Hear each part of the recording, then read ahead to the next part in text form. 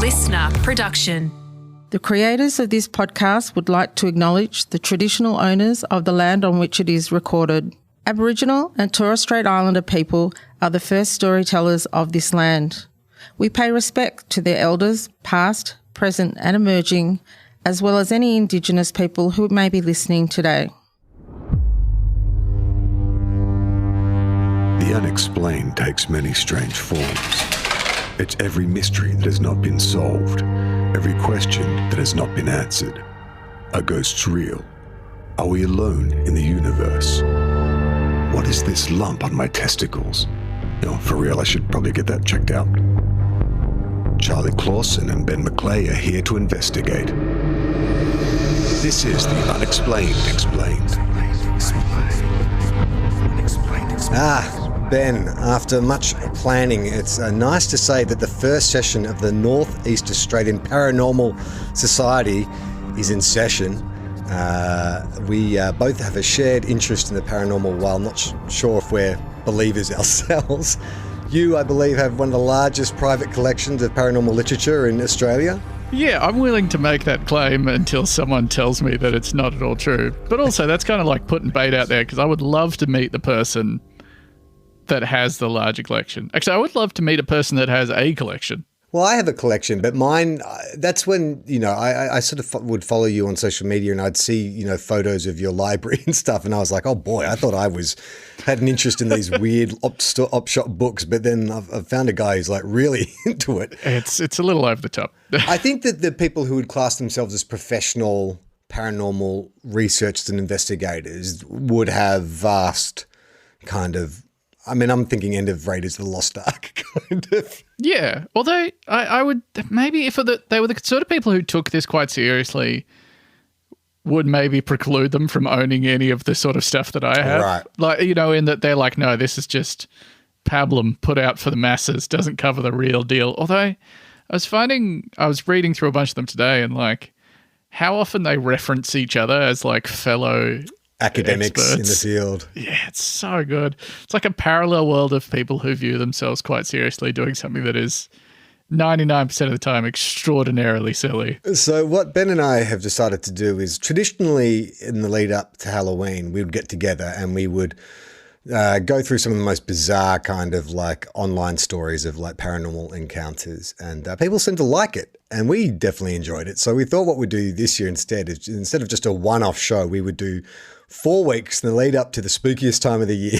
We would do a month's worth of shows where each episode we focus on a different paranormal phenomenon with a local focus. That wasn't my intent when I started, but when I just started to sort of go online and look for stories and things to talk about, I kept getting drawn back to Australian paranormal phenomena, because I think that the way all of us, I'd say nearly everyone, experiences paranormal phenomena is through Hollywood. It's mostly that's how we are informed of it. And what I've always imagined is what is an Australian response to the same kind of, because I can sort of see Americans behaving like Americans do in supernatural movies when something spooky happens. Oh my God, all that kind of stuff. But we Australians are very practical people. And I was always interested to know, well, what would that kind of egalitarian sort of blue collar attitude towards paranormal events look like? And so that's what we're sort of like going to focus on over the next few weeks.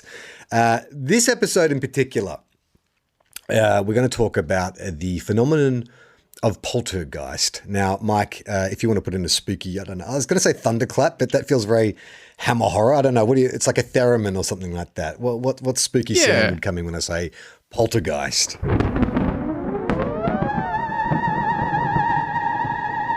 I like the theremin element to it. There's a real, otherworldly, 70s, yeah, at the edges of science kind of feel to it. I like so that. For anyone who has never seen the classic Spielberg film and the not-so-classic remake, Ben, our resident paranormal expert, what is a poltergeist? Oh, I'm so glad you asked. Poltergeist is an amazing film, by the way. Just as a side note, what a fucking... Isn't it? It's a Tobe Hooper film, isn't it? But it's the one that they say was covertly directed by Spielberg. I mean, it's one of those horrible things. There are certain directors, like the guy who directed A Nightmare Before Christmas, everyone sort of puts it down to Tim Burton, or the guy who directed Babe, everyone puts it down to George Miller. And I think Poltergeist, the idea was that, yes, it was a Tobe Hooper film, but Spielberg's fingerprints were all over it. And you can sort of see it stylistically, right? Oh, and tonally as well, where there's this real capacity that Spielberg has for introducing an air of menace and then quickly turning it into a sense of awe. Like he did the same thing with Close Encounters, where at the start it's meant to be quite terrifying, but by the end it's something kind of beautiful. Sorry, huge tangent. I just love Poltergeist. I've seen that movie so many times. Well, it's not a tangent because that would be most people's understanding of what a poltergeist is. It's a kind of not necessarily a spectral, like a singular spectral entity, but more of a force. Yeah, honestly, I learned quite a lot about Poltergeist today. Well, learned, I don't know if that's the right word. I read a lot about Poltergeist today. That you went into your creaky, like, spiderweb cob-filled library and you tanked out some ancient tome and opened it and blowed the dust off it. I mean, that's more or less what happened. This was actually the first time I've been able to, instead of just sort of looking at it and appreciating it, use it, for want of a better word. Like, I was like, all right, sweet. I'm going to just pull out every book that looked like it might contain something on poltergeists or ghosts, which made me very, very aware that library is 95% UFO stuff. Very small handful of ghost stuff. It's going to come in great episode 3. Yeah, that'll be tremendous. That, honestly, I think will give me some sort of choice paralysis. This one was far easier. So my main source here was a book called Confessions of a Ghost Hunter by a man called Harry Price from like 1935. Harry Price is an all-time classic. The man who got me first interested in paranormal research. Oh, really? Yes. When I was a kid, I'd go to the library and there was a bunch of Harry Price.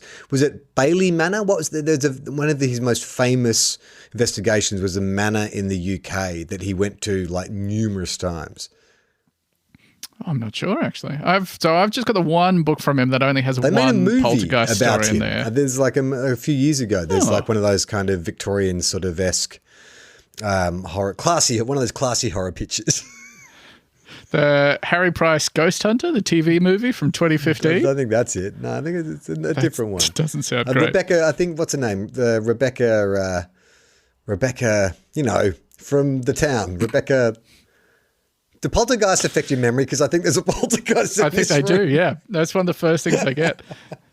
So, yeah, I started with his one story of a poltergeist in this book, which was so funny because this is from the 30s, like 1936, I think. And, this is before we'd really developed the tone of like the 60s, 70s, and 80s paranormal detective where the more of these you read, the more you get the impression that they're all doing a similar sort of, it's not generous to call it a con, but it is kind of a con where, yeah, they're doing an air of skepticism, but you know that they are definitely trying to sell to you that it's real, right? While being like, well, maybe there is some mundane cause, but what if, It's a few too many coincidences, if you know what I mean.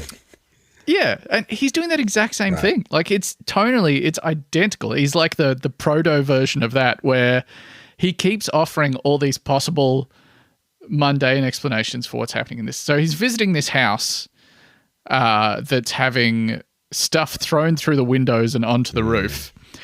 And he says at the very start, well, immediately behind the house, there is a private asylum for people with shell shock. And they are within throwing distance of the house. And he keeps bringing it back to that while also being like, but, I saw some stuff there I can't really explain. And he doesn't get too specifically into the nature of poltergeist, but he does sort of set that template where they make knocking sounds, they knock stuff over, and then he moves on to the next chapter, which is honestly incredible. It's about him seeing a man with some sort of visible disfigurement 4 times in a city in Germany, and he's absolutely convinced that it's a haunting. The man does nothing wrong to him. He just runs into him a couple of times over the course of a week. And he just stresses how ugly the man is. It's immortalizes him in tone. It's very weird. He sounds like he's describing someone with a skin condition and nothing else. So what is the accepted wisdom behind why poltergeist hauntings occur? That's such a wonderful question. I actually found a pretty uniform answer for that I did not expect. So I've got 3 other books here that I was looking at. I have The Poltergeist Experience, Investigations into Ghostly Phenomena by D. Scott Rogo from 1979. Someone needs to investigate that name. That's incredible. I hope it's a pen name. I feel like if you had the surname Rogo, R-O-G-O, don't do the first initial and then a name thing. You've already got enough interest happening in your name. Yeah, keep it simple. It makes me think of that dairy treat they used to have in the 80s for kids, Yogo. You can Yogo anywhere you go. You can Yogo when it's hot. You can Yogo when it's lunchtime. You can Yogo when it's not. Were they claymation? Yes. The insane... A gorilla. A claymation gorilla. Yeah. The Yogo gorilla. Yeah. You can Rogo anywhere you go. You can Rogo when it's hot. They were weirdly... I feel like those would have been crazy fucking expensive to make. Oh, yeah. But everyone in the 80s claymation, stop motion. Money. It was just cocaine. It felt like filmmaking back in the 80s. That's when you wanted to make music videos. Because my wife and I, that's how we sort of started our production companies. We used to make music videos for Sony and stuff like that. And we were coming into it as the budgets were dwindling. I think the highest budget we ever had was maybe $90,000 for a 3-day shoot, which is nothing. But in the 80s, they would spend $500,000 and you'd get Ridley Scott in to shoot you. And because it's a music video, you don't need a script. You don't need to make sense. We've got a bunch of models. We'll just backlight, get me some blue neon. And we'll have the band playing in this room, and everyone just did cocaine for 4 days. It was amazing. There's a better time. I also had a look through the Ghost Hunting, A Practical Guide by Andrew Green, which I think is from the early 80s. And then just a sort of more generic Your Psychic World A to Z by Anne Petrie. Two of these books, it turns out, I don't know how this happened, had the same owner previous to me. What do you mean? They're both laminated, the outer cover has got contact on it, but they've got the same name on the inside cover. Did you buy them at two different bookstores? Honestly, I have no fucking idea. I probably 90% of the books that are in this collection came from just dozens of visits to the Lifeline Bookfest, right. Which even then the odds seem... No, not really. If you think of the way you donate to a op shop or whatever, you normally bulk donate. So what's the key? Can you give us, you don't have to give us the last name. What's the first name? Well, it's only a first name. In both of it, someone has taken a sort of silver marker, silver metallic marker with Katie, K-A-T-I. Oh, it's quite interesting. No E. Yeah, just K-A-T-I. I Googled Katie and Poltergeist because they seem to have got quite a specific interest in this because they've underlined a bunch of stuff in one of the books. Wow. Do you think Katie was a medium? Maybe she was the poltergeist was drawn to her. She was trying to work out why things are flying around her room. I mean, I'm going to read you some of the things that she specifically underlined because I don't know if I can draw a specific pattern here, but maybe you can. So the first thing she has underlined in the Poltergeist experience is C.G. Jung, Freud's disciple, believed that the unconscious also houses the collective memories of our entire civilization. The poltergeist is the direct expression of our primitive desires to lash out and express hostility, urges that are generally held in check by our conscious restraints. Okay. I mean... So she does that. Look, I'm immediately, my profiling of Katie goes to emo teenager. That's, to me, seems like the kind of thing an emo teenager would underline because you're going through those kind of wild emotions, which it feels like sometimes you're possessed or there is a force behind you that you can't control. So I reckon... And it's funny that you say that because that's definitely going to come up very shortly. Oh, really? Yeah. Some other things she's underlined. Sometimes the objects turn at a sharp angle and continue flight in a new direction. That's it. Just that one sentence by itself. She has underlined the name Dr. Charles Tart. Nothing else. Wow. Do you think she planned to get in touch with this Dr. Charles Tart? I think he died in the... Oh, no. I might have died in the 90s, I think, so she might have missed out on that. How do you know? Is he a famous... I Googled Dr. Charles Tart, and apparently he is. He's famous for some out-of-body experience experiments that he did. Yeah, right. The founders of the field of transpersonal psychology. He's still alive. He's 86. 1937 he was in born. Pennsylvania. Good Lord. Well, maybe we should contact him and see if Kate's got in touch and can work backwards from there. She's also underlined some stuff about poltergeist being caused by guilt. So that the thing you were saying about teens is that the common definition I found in all of these books is that they're caused by teens. It's not that they're caused by people. They are caused specifically by teenagers. By their turbulent emotional state. Yeah. See if I can find it. There was a really good... quite long description of why, where they're like, it's a combination of like the sexual frustration, puberty. Yeah. In many cases, a child at the age of puberty is involved and appears to be the modus operandi. I don't know if that's what that means. No, I don't think it is either. That's the way of operating. I guess that makes sense. Sex certainly seems to be the root cause of many instances of psychokinesis. Yes, the root cause. Hey, I get it. there it is. A fairly common poltergeist phenomenon involves bedclothes being moved or thrown about, and this seems to occur more frequently when an elderly person is the agent. Subconscious sexual frustration may be the cause of this. How do you... So it's horniness. Horniness. How do you get to that with the elderly people, though? Like... Why? I guess I'm wondering, why is there a delineation between the destruction caused by the pent-up sexual energy of a teenager and then... What is it? Bed linen typifies elderly sexual frustration. Why don't I just, bedclothes? I believe. Like I don't know. So like young kids hurl around batteries and hammers and shit like that, and old people, horny old people, just like, well, I can just lift up this pillowcase, fling it across the room. I wonder if he's working under the apprehension that the elderly don't have sex. Well, I'm certainly operating under that assumption just for my own personal mental health. I mean, don't think about it too much, but there's, the crazy spread of STIs in old folks' homes because, right. None of them. That's an episode of the X-Files they missed out on, isn't it? The one where Mulder and Scully have to go. There's like just rampant poltergeist activity at a nursing home because everyone's just got so much pent-up sexual energy. Well, yeah, or, I mean, they're all fucking and they're fine. And it's, Don't worry so about it's it. clearly got to be something else. That knocking you here it's on the walls. It's just one of the guys that works there. Isn't supernatural. That's it. That's old Mrs. Briggs. That's another thing that comes up. Oh, Christ alive. I always had to take it a little too far. I'm sorry about that. I apologize, listeners. Okay, so what else can you tell us about poltergeist? Is there any other tidbits of information? So there's a pretty standard form for them, at least according to, this is again from The Poltergeist Experience by D. Scott Rogo. He describes the common things that happen with them are raps and blows, so knocking sounds. Oh, so not like Will Smith rapping. Oh, that'd be amazing. Fortunately not. They're not spitting bars.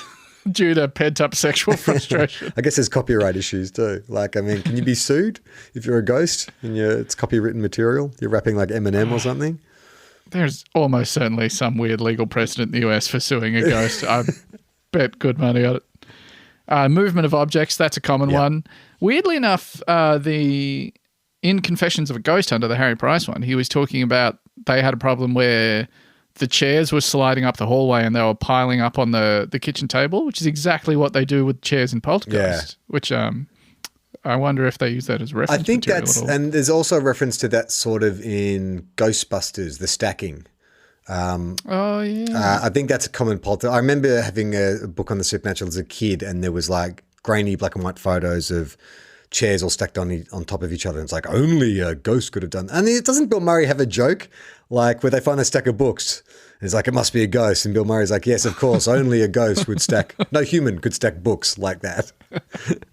It's such a weird way to like, if you accept that we're dealing with the paranormal and this is some crazy otherworldly visitation or whatever, these fixations with like specific objects. I was actually talking about this on an episode of Boonta Vista recently with a guy who discovered one of the elements on the periodic table of elements who also was fascinated with ghosts, believed like seances and mediums and shit was real. And he was saying that specifically they only ever lifted chairs. And he was sort of trying to get ahead of the fact that people would say that was stupid by being like, well, obviously it takes place in drawing rooms and there's only really chairs in there. So that's what's going to happen. It's not crazy.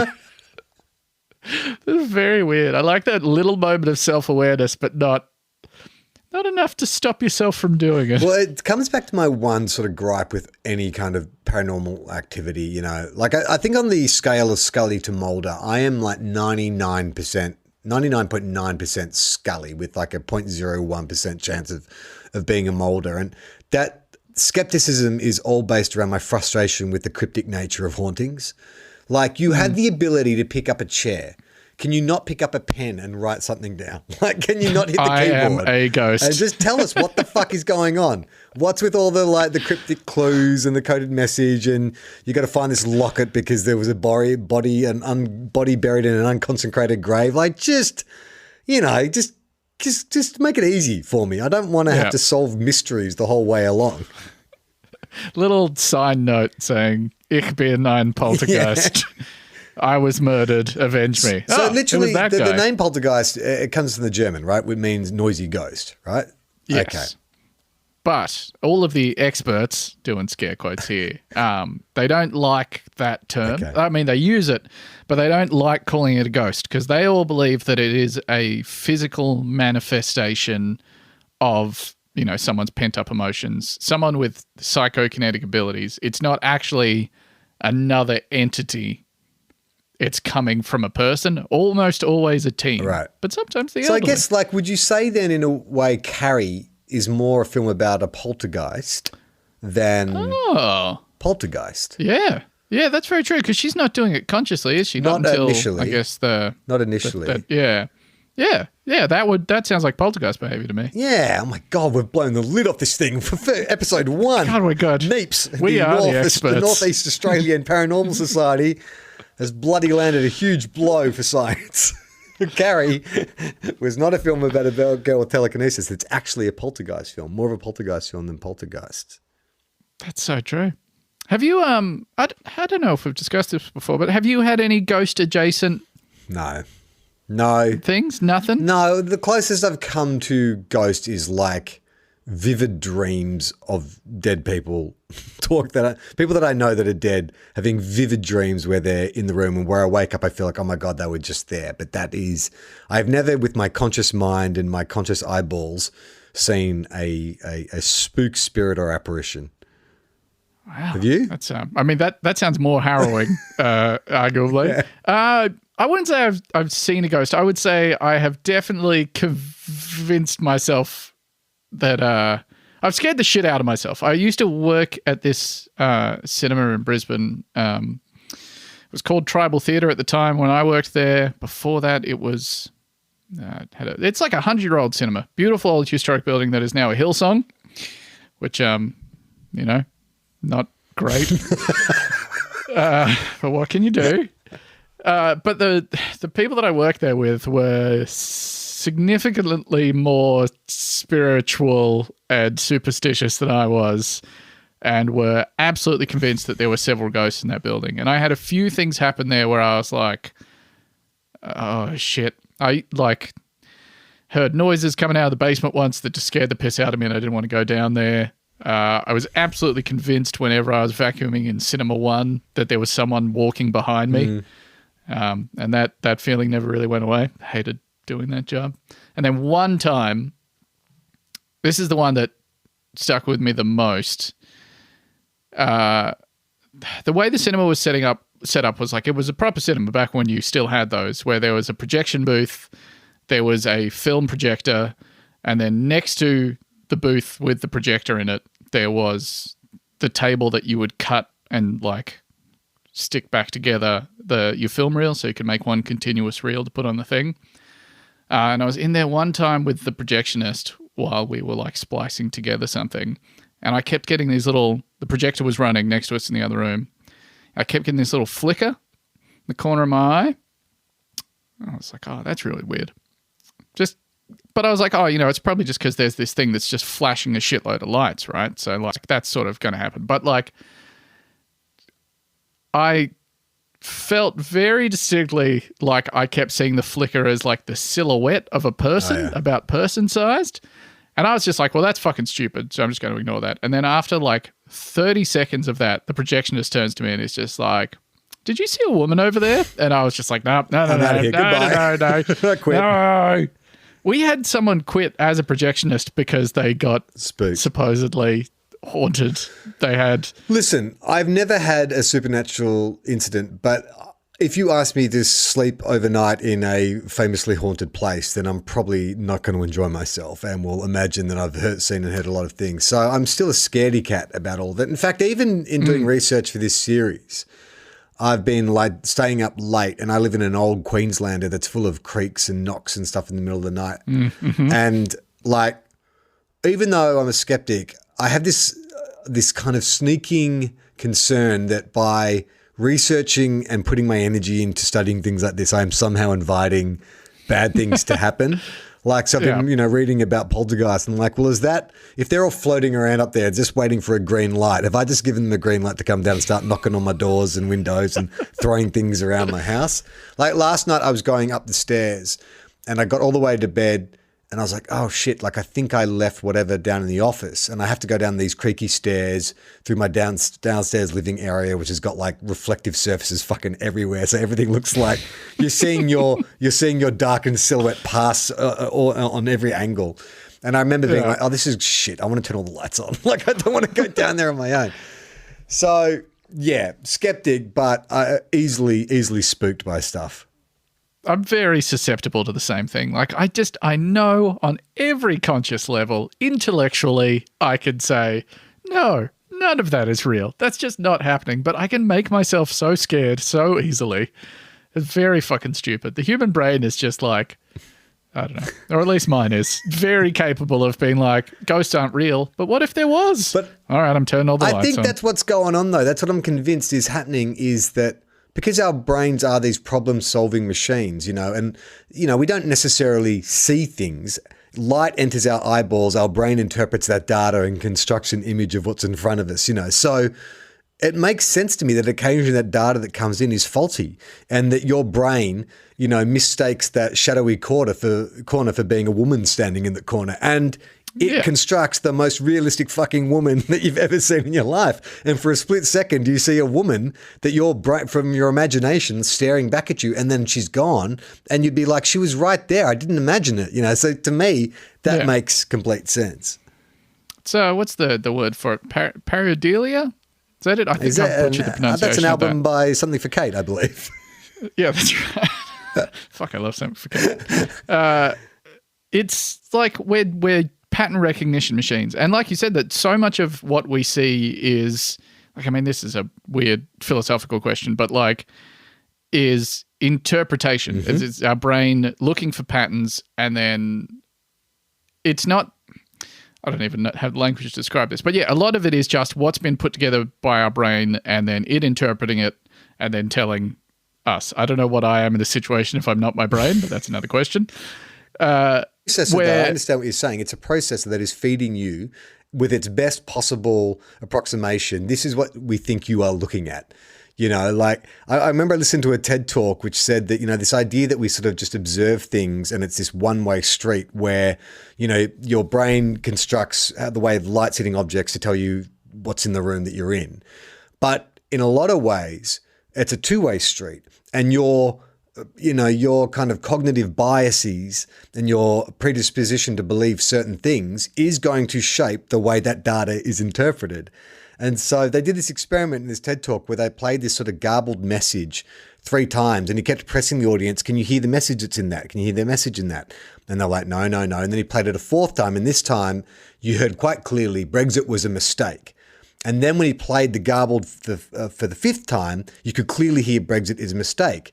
And he said, but Brexit is a mistake is not in that 5th recording. I just played it to you. That's good. And then you said, okay, well, I've been told this is the message I'm listening to. And so there is this idea that's why people like say to me, oh, you need to believe, then you'll start, you'll have a psychic experience. And it's like, well, yeah, I mean, if I've already decided that it's going to happen, then it makes sense that I'm going to have that experience. Yeah. But specifically the thing where I felt like I was being followed while doing the vacuuming, nothing happened. Like, literally, I turned on the vacuum and I vacuumed.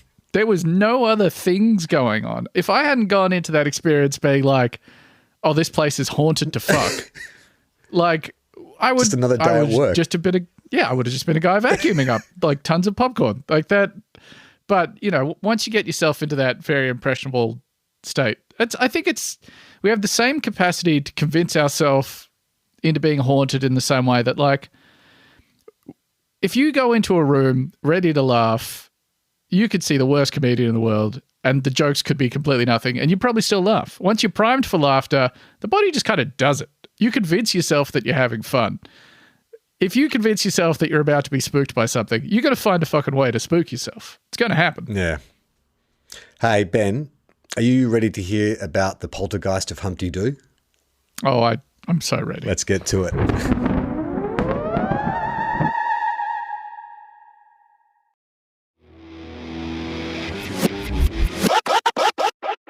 So, a bit of background on this story.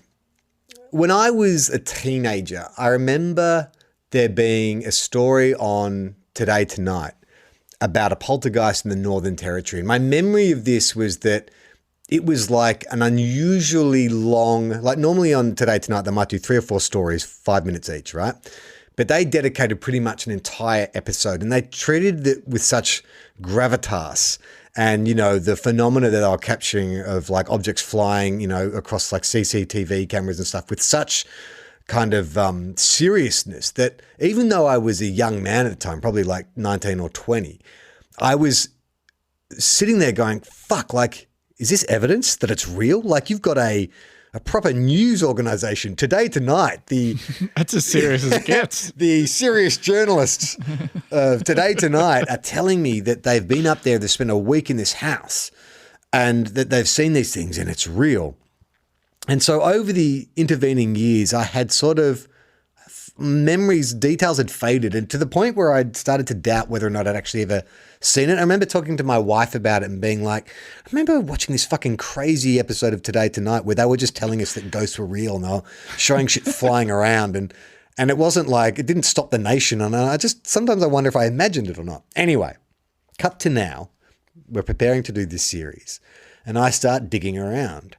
And I come across this story, which apparently is Australia's, like one of Australia's top 2 haunting stories, which is the Poltergeist of Humpty Doo. Now, how are they ranking those? I don't know. Northern Territory, it turns out, is like our Florida. Like when it comes to crazy ass fucking stories, the Northern Territory has quite a few because I believe they have 1 and 2 of the most famous poltergeist stories in Australia. But I want to focus on this one in particular because this was the one that I saw all those years ago. So it's August of 1997. Humpty Doo is a small town about 40 kilometres outside of Darwin, a quiet little country town. And in this house, Jill Somerville and Dave Clark move in. It's 90 McMinns Drive. And they have their mate, Doug Murphy, move in with them as well. Now, they're all, salt of the earth, blue collar, maybe some bikey links, who knows? But they're sort of, they are not those who are prone to drama. They're just your pretty ordinary Northern Territorians or Australians, we'll call them in this instance. Now, in January 1998, so about 4 months later, another family move in with them, and that's Andrew and Kirsty Agius, who've got a daughter, Jasmine, who's about 11 months old. Things are going fine. They're loving living in this part of the Northern Territory. But not long after all 5 move in together, weird things start to happen. Objects start flying around the house, bits of glass, beer bottles, knives sometimes. And every housemate, apart from Jasmine the baby, felt like at some point they are targeted by one of these objects. They'll turn around and something smashes on the wall next to them or something will fall from the ceiling. Gravel and seashells would start to rain from the ceiling in the kitchen, materializing just below the level of the ceiling and then falling onto anyone who's sitting at the table. Now, after a while, they sort of take it with good humor. And this is what I mean about that Australian response to kind of poltergeist activity. It's an annoyance and an inconvenience more than anything. But they like the house and they don't want to move out. So they put up with the fact that occasionally things go flying off the walls or fall from the ceiling. And they just consider it's just, part of living in this part of Australia in Humpty Doo. So presumably no one's been hit by a knife or broken glass yet. They felt vaguely threatened, but not ever like, they felt that the poltergeist wanted their attention, but was not actually trying to hurt them. Just like an annoying housemate more than anything. So then comes the day where they think, well, maybe we should try and communicate with said spirit. So they laid out some Scrabble tiles and they told the spirit that if it wanted to communicate, it could. The next day they wake up to find that some of the tiles have been arranged to spell out words, but not only that, some of the pebbles that have been raining from the ceiling have also been arranged into words that spell out fire, skin, car, help, and Troy. Now, one of the housemates, Murphy, had a friend called Troy Radatz who had died in a fiery car crash only 2 months earlier. Apparently he'd been transporting tins of paint thinner and the car had crashed and they caught fire and he'd been burnt alive, immolated in his own car. On March 20, a large trident and cross appeared formed in the middle of the kitchen with pebbles and stones.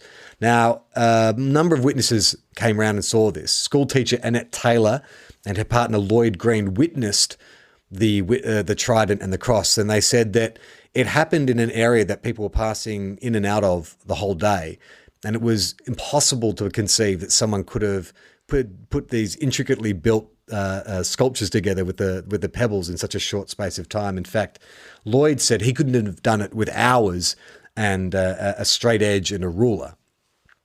So Dave, one of the housemates, decides that they need to move the pebble trident and the pebble cross from their kitchen floor. But when he touches the pebbles, they go flying. And then everything goes ape shit. Everything in the kitchen flies off. Windows get broken. Appliances are flying around. Were there any guesses as to the symbolism of the trident? No, actually, it's a good point. I haven't actually come across anything in all the articles I've read about this. They just mentioned there was a trident. I guess maybe Aquaman. Yeah, Aquaman, maybe. They were like, in 20 years, Jason Momoa is going to capture the hearts of the world. Like, it'd be very odd if we got a message from the afterlife and they're like, oh, it turns out two religions were right. The Judeo-Christian God is real and Neptune, the god of the sea, is real as well. I mean, I don't know. Is there any kind of symbolic relevance of tridents? What does it suggest? Or maybe it was a pitchfork. Pitchfork, maybe, yeah. That's the both ends of the spectrum, I guess. You got a choice between the cross or the pitchfork. Jill, one of the housemates, said at the time, we would have moved out, but we had nowhere else to go. So now it's become a bit more threatening. The references to Troy have unnerved everyone quite a bit. So they decide they need help. So what's the first thing you do when you need help with a spook or a spectre? Is you call a priest. Mm-hmm. Yep. So they contact Father Stephen D'Souza. Didn't Stephen D'Souza write like RoboCop or Alien or something? Or is that another D'Souza? I'm not sure. It might be Steven Souza, actually. I think he wrote Street Fighter. Anyway, it's not the same person, I'm assuming. Although it would be amazing if the guy who wrote the movie Street Fighter was also a Catholic priest.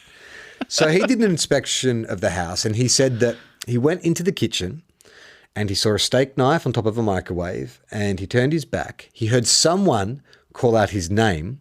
When he turned around, he saw the knife fly off the microwave and head towards him, stop inches from his chest, and then drop to the ground.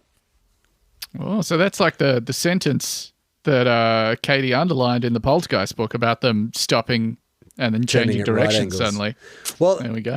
What was unclear from that statement was when he heard his name, was it one of the housemates called his name to say, hey, look, there's a knife coming, or if it was the poltergeist? So I'm not sure. It doesn't seem very consistent with poltergeist activity that it would yell something out. I mean... Yeah. It's quite funny to imagine the Australian accent really undermines a haunting. Yeah. Like, you know, whenever in a movie a ghost is saying something, it's always in like a Vincent Price sort of like very over-the-top theatrical accent. But just imagine someone just being like, get out. Get out. Yeah, like, piss off. Fuck off. Rack off. Rack off.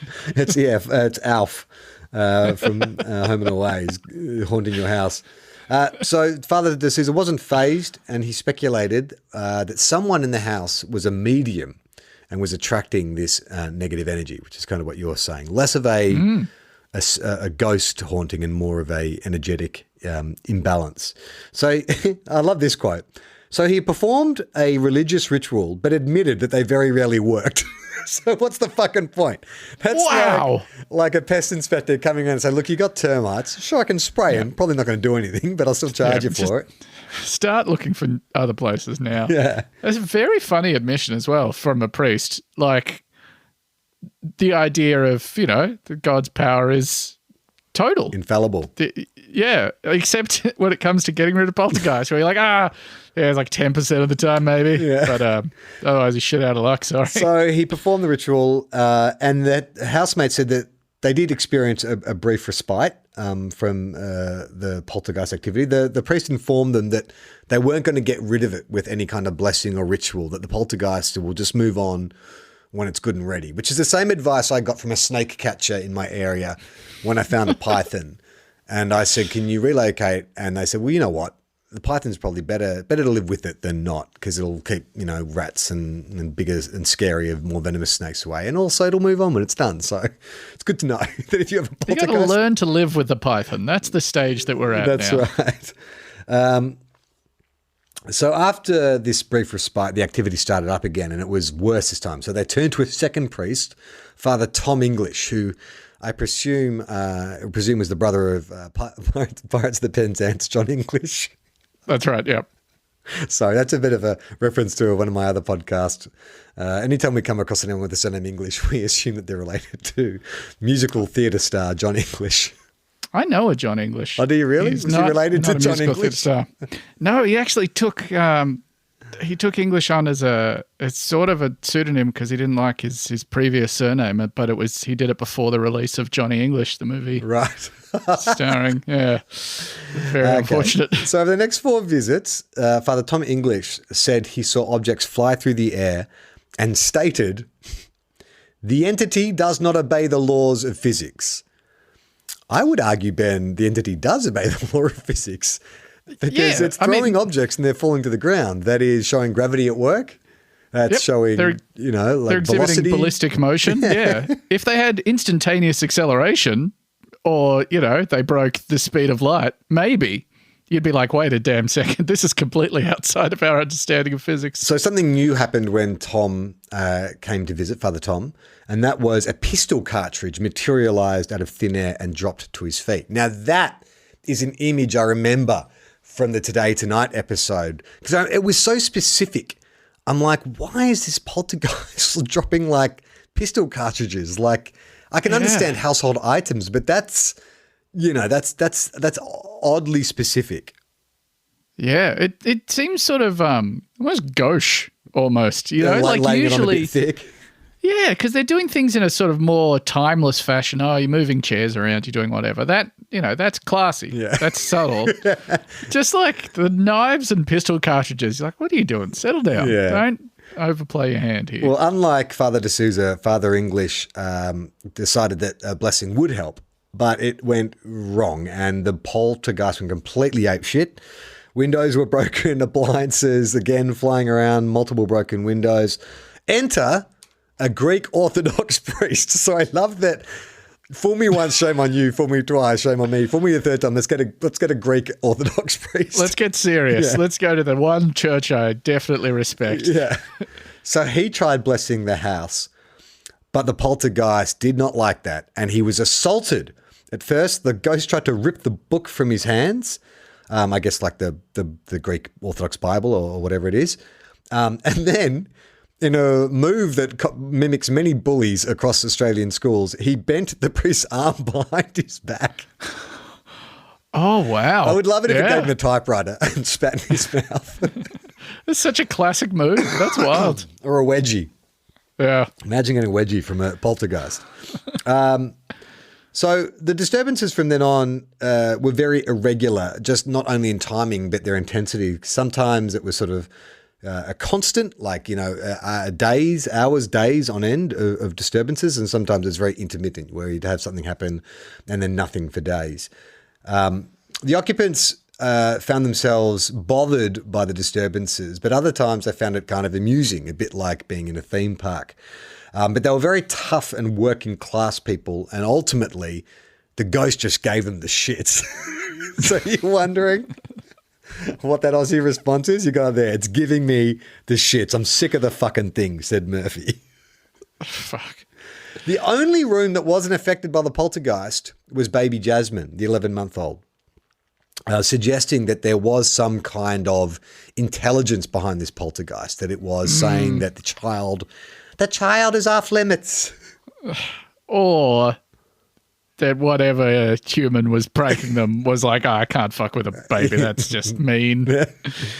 So the two journalists from the Lichfield Times hear about this haunting. The word spreads from Humpty Doo all the way to Darwin. So they travel down from Darwin and witness several incidents themselves. They run a story in the local paper, and it goes the 1998 equivalent of viral. And suddenly they're getting requests from all around the world, radio stations in America and Europe. They all want to know about the poltergeist of Humpty Doo. So the residents of the house are getting more stressed out by the media attention than the poltergeist now. And so in their minds, they'll just do one exclusive deal with a network, and they feel like that's it. That'll take away the other media interest. Hopefully it'll bring some answers, and they can just So they signed an exclusive deal with Today Tonight. He spent the whopping amount of $5,000 for exclusive rights to the story. I mean, 98, inflation hasn't sort of gone up by that much that 5,000 would be. That's not life-changing money even back then, right? No, that's cheap as fuck. So that's like $1,000 per housemate, I guess. That's where they broke it down.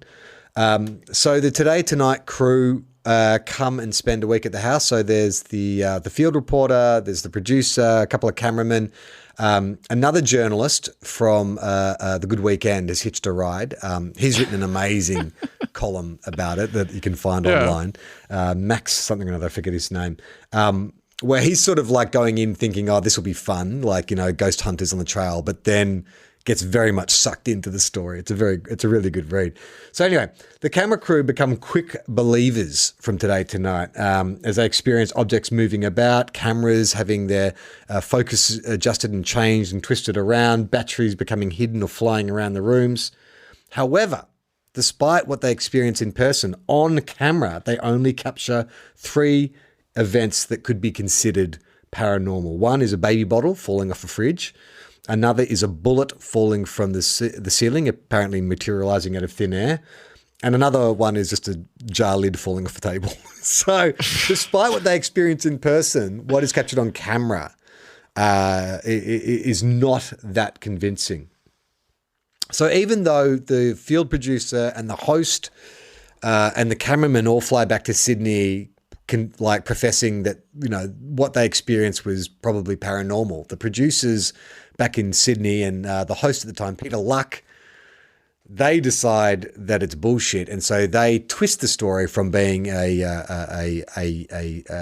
story about this rare phenomenon into an expose about a house full of conmen trying to pull one over the Australian public. They sort of pointed to events like the first paranormal occurrence on April 1st in 1998. In 1998. So there was rumors going around that it was just this huge prank. And in that other article, the Good Weekend article written by that journalist, he sort of talked about, coming away from the trip with the Today Tonight crew and being a believer as well, and then getting a phone call from one of the producers and going into the edit a couple of days later. And apparently after the initial shoot was done, they sent a cameraman in to get some pickups.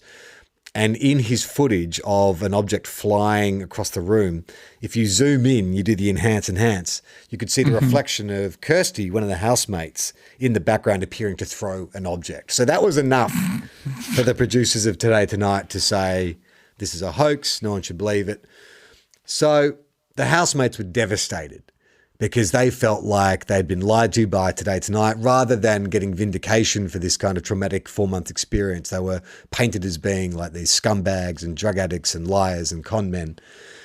2 days later, a couple of paranormal researchers, Tony Healy and Paul Cropper, make contact. And you can imagine the housemates are pretty surly. They don't want to talk to anyone else. They think the media are all lying scumbags. But they explain that they're actually not from the media. They can't offer any money. They're just paranormal researchers and they just want to sort of see what's going on. So they are allowed to stay. And over the next few days, they experience what they claim to be up to 30 incidences of supernatural activity. Much of the same thing: gravel falling from the ceiling, seashells, things getting flung around the room. Now, Tony Healy and Paul Cropper, they admit that they are inclined to believe. They're paranormal researchers, and so, they try and sort of back this up with as much evidence as they can, but ultimately, they know that they cannot produce that peer-reviewed data that would conclusively state that poltergeists exist. What they found very compelling, though, was the testimony of the housemates, which they said if it was a con, it seemed odd that they would continue this con for two guys who were there with no money and no cameras for the next week. Like, why would they continue to sort of pull this con? I mean, I would argue to save face. Well, yeah, because you're that far into it, it would kind of be humiliating to backtrack now. Yeah. Over the next week or two, more journalists visit, and when things are all said and done, there are up to 30 witnesses who claim to have experienced, if not direct paranormal activity, events that they couldn't explain. Now, while this is all going on, the landlord of 90 McMinns Drive is like, what the fuck is happening at my house? Why do I keep seeing it on the news and in the paper? So he pays a visit to the house and he finds broken windows. He finds smashed appliances. So when he comes across all this damage, he's like, you're fucking out of here. I'm tearing up the rental agreement and I'm evicting you. However, the housemates appeal. It goes to arbitration and the housemates win. Now, I can only assume they win because the only argument for them not being evicted is that the person leading the arbitration is like, well, clearly they're the victims of a poltergeist haunting. Poltergeist's real. You guys are fine. Don't even worry about it. Fuck, that's amazing. So the tenants eventually move out, and then the incidents immediately cease, which is an odd coincidence, isn't it? Very strange. So the two guys, Tony Healy and Paul Cropper, who initially in their first investigation of the house said, look, we don't know conclusively, but a lot of the stuff we experienced felt very real. And so I read this article that was like what would you call it? They revisited one of the articles they wrote about this. And he sort of talks towards the end of the article, in the original article, about viewing video footage they shot at the time where he was talking to one of the housemates, and one of the housemates saying to him, it's the thing about living with a poltergeist is you just never know what to expect. And then bang, this battery goes rocketing across the room. And he talks about oh God, how unnerving it was. And so then when he sort of revisits that same article, he's watching alternate footage that another camera crew shot with another group of people. And he sees the housemate go through the same spiel where she's like, you never know when the poltergeist is going to do next. And then bang, a battery goes. And so he writes this little postscript saying, yes, you can see the poltergeist has very good timing indeed. So after all that, the one true belief is it feels like we're skeptics by the end. God damn, that's a damn shame. It still hasn't stopped me though. If you are listening and you know where I can find that original Today Tonight footage, because there is one little clip on YouTube. It's like a 2-minute clip where they use thermal cameras, because the idea being that if the objects are being thrown by a human, when you put the thermal camera on it, you'll find fingerprints or like a handprint on the object. But when they use the thermal cameras, the whole object is heated up. And apparently that is quite consistent with poltergeist activity as well, as objects like that get quite heated. So the thermal camera expert in Today Tonight is like, the only explanation I can give is they were microwaving the objects and then hurling them across the room, which seems unlikely. But don't microwave batteries. I don't know what will happen, but there's no way it can be good. So that was the first meeting of the North-East Australian Paranormal Society. Thank you for joining us. If you'd like to get in touch with us, we would love to hear your stories of the unexplained, no matter what it is. Ben and I are ready to believe you. That's true. So if you've got a story to share with us, even if it's a story that you heard secondhand, we would love to hear it. So just go to TOFOP.com and contact us via the website. Hey, Ben, we've got someone on the line with a story to tell. Emily, are you there? Yes, I am. Thank you so much for joining us on the show. Now, I believe you had a spooky encounter with a ghost. Is that right? I suppose you could call it a series of ghosts, if you like. Even better. Oh, that's very intriguing. So to kind of set the scene, I worked in an old church that had been converted to a music store. So my colleague... Sanity or a JB Hi-Fi? No, so a standalone music store. We sold string instruments. Oh, right, like an actual proper, like you sell musical instruments, not music to be listened to. Okay. Not music to be listened to. Okay. So I'd kind of seen a few unexplainable things over the years on security cameras, like light that shouldn't be on security cameras, things like that. But it's old church, rickety old building. Hang on, so let's not burn the steps. I want to soak up every detail of this. So when you say you're seeing lights, as in lights in rooms within the store would come on when they shouldn't be coming on, that kind of thing, or lights floating through the air like orbs? Yeah, kind of like things floating through the air, or like flashes of light in the corner of cameras, but there would be no one like up in that area where the security cameras would kind of be on, if that makes sense. Yeah. So like, or there'd be unexplained noises, like footsteps occasionally where there was no one upstairs, like we'd be all downstairs and you'd hear footsteps and it would kind of be like, it's the creepy old building, like it creaks, just is what it is. Was it adjoined? Was it freestanding? I mean, could it have been like your next door, like the tenant next door walking? So it is freestanding, but there was a boys' brigade hall next door. Okay, well we don't know there anymore. I think that boys' brigade, that was responsible for 95% of everything that happened. Anything spooky, it was the boys. Yeah, totally. And because, they had scouts and bands rehearsed and all those kinds of things. So often you could be like, it's probably the boys' brigade. But it would sometimes be so late at night that it couldn't logically be the boys' brigade and we'd all be a bit freaked out. So you'd hear footsteps when the boys' brigade were long gone? Yeah. Did you investigate? Like if you heard footsteps coming from upstairs, you go up and go, who's there? And like put the light on and stuff? Yeah. So we would do that, or because we had access to the security system on our like phones or our laptops or whatever, we would look at the security, like all of the security cameras, and just double check there wasn't kind of like a customer around or someone had broken in or whatever, like, because there was a security element to it being a store. So we would always check it out. But the kind of flashes of things that I saw in the corners of cameras occasionally, like, sometimes I'm very cynical about ghosts, and then other times I'm like, no, it was a ghost. Like, there's just no other explanation. So, always kind of checked it out, but it was unexplained. And so, a few years ago, I was downstairs. We'd closed the store for the day. No one was upstairs. It was just me and my colleague, and we were, how should I word this, having a little bitch about everything. Oh, right. I thought you were going to say having sex, but I was like, I don't know why you were being so polite about it. That's fine. Yeah, we do that, of course. Okay. And so we were talking shit downstairs, and we'd been there, like we would close at 5 p.m.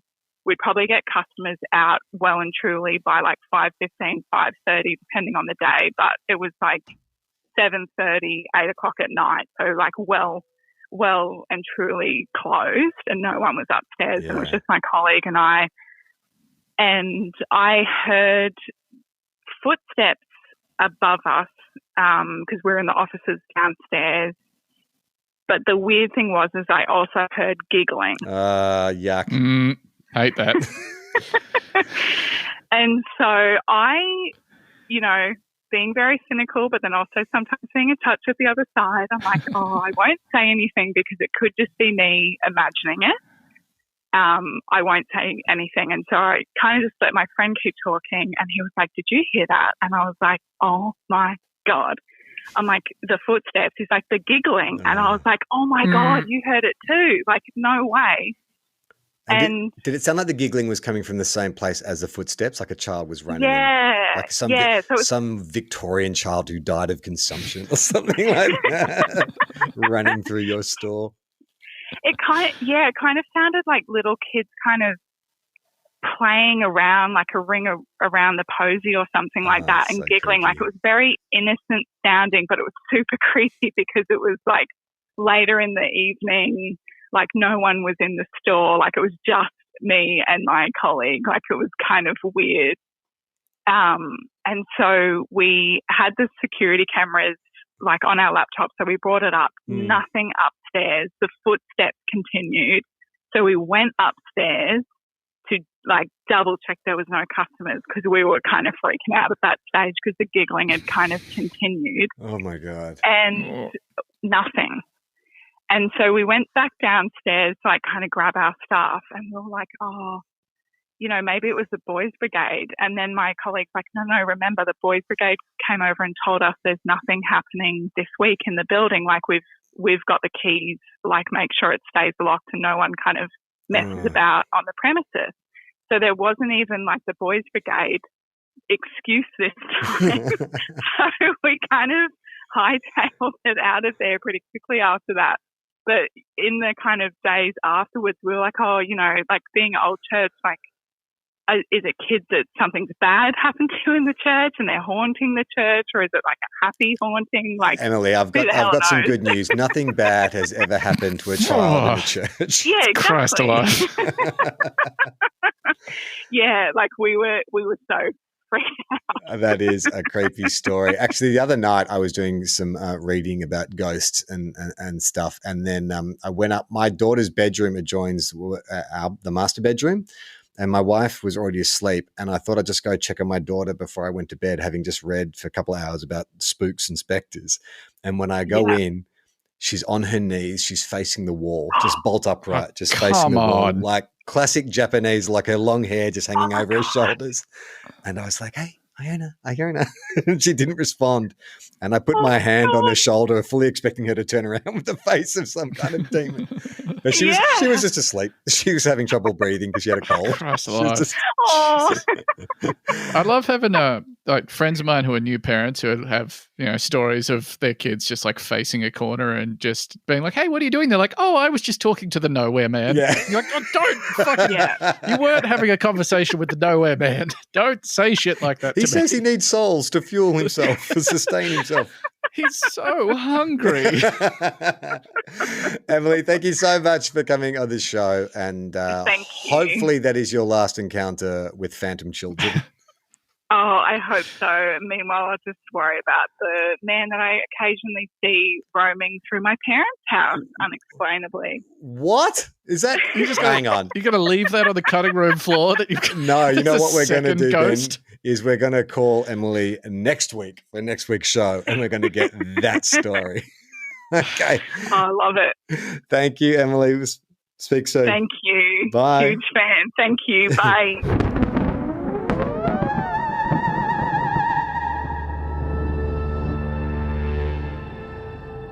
Next week, we're going to be in search of the famed Australian Bigfoot, the Yowie. And here's a little teaser. In the morning, they found a large indistinct footprints and several metre-high bushes which had been ripped right out of the rock-hard ground and held all over the place. Because the school staff wanted to utilise the campsite regularly, the boys were ordered, on their return to Southport, not to say anything about the incident. We greased a lot of palms to get this campground. Don't fuck this up for us. An article about it in the school paper was censored. Oh, there you go. There's your answer. Ben, thanks for joining me on this journey. I hope you have a restful sleep and there are no strange knockings or scrapings or things being flung around your home or apartment tonight. Yeah, fingers crossed. I don't want batteries being thrown at me. I don't want to be like someone playing against any of the Philly sports teams. Or at least if something happens, just don't be on the nose. Don't drop anything threatening. Like, just make it mysterious and alluring. You know, a locket. A hint of a clue. I've got to find something to uncover the mystery of what's going on. But if you're just some emo teenager who needs a route, yeah. I want a partial map from the grounds of my apartment building. Yes. And I'll there was a hidden room, with Ben. it. There was a hidden room. Did you not know? And the last known worker down there was sealed in. There is a weird door at the bottom of this apartment building that I've never gone in there, but it doesn't seem like it's for anything. There's nothing that it could be for. It's a doorway to another dimension. That'll be episode 4 of this series. Yeah. If we survive that long after attracting these demonic forces. I'm Charlie Clausen. I was Ben McLeay.